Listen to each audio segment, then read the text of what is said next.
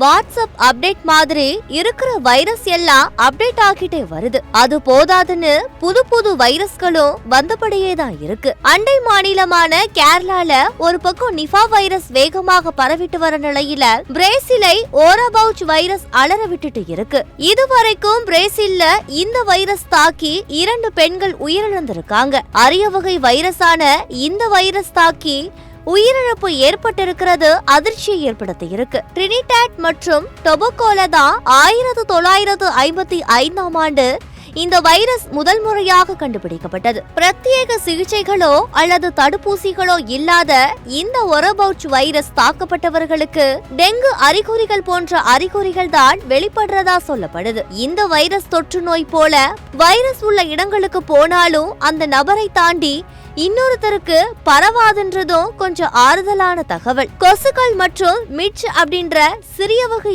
ஈக்கள்ல இருந்தும் பரவுற இந்த வைரஸ் கர்ப்பிணி தாய்க்கு தொற்று ஏற்பட்டா குழந்தையையும் தாக்கும். பிரேசில் மட்டும் இல்லாம தென் அமெரிக்கா, மத்திய அமெரிக்கா மற்றும் கரிபியன் பகுதிகளிலையும் பாதிப்பை ஏற்படுத்தி இருக்கு. 2024ஆம் ஆண்டுல மட்டும் பிரேசில்ல 7236 ஓரபவுச் தொற்றுகள் பதிவு செய்யப்பட்டிருந்தாலும் இப்பதான் உயிரிழப்புகள் பதிவாக தொடங்கி இருக்கு. காய்ச்சல், தலைவலி, மூட்டுவலி, வாந்தி, குமட்டல், குளிர் போன்ற அறிகுறிகளை வைரஸ் பாதிக்கப்பட்டவங்க உணர முடியும். நம்ம நாடு வரைக்கும் இந்த வைரஸ் பரவி இருக்கா அப்படின்றதெல்லாம் கேள்விக்குறியாகவே இருக்கு. இந்த வைரஸை முக்கியமா பரப்புற கொசுக்கள் கிட்ட இருந்து நம்மள பாதுகாத்துக்கிட்டா ஓரபவுச் மட்டும் இல்லாம டெங்கு, மலேரியா போன்ற இன்னும் பல நோய்கள் கிட்ட இருந்து பாதுகாப்பை பெறலாம். முறையான கொசு விரட்டி முறைகளை பின்பற்றுவதோடு சுற்றுப்புற பகுதிகளை சுகாதாரமான முறையில பராமரிப்பதே பாதுகாப்பான அணுகுமுறையா இருக்கும். மனிதர்கள் கிட்ட இருந்து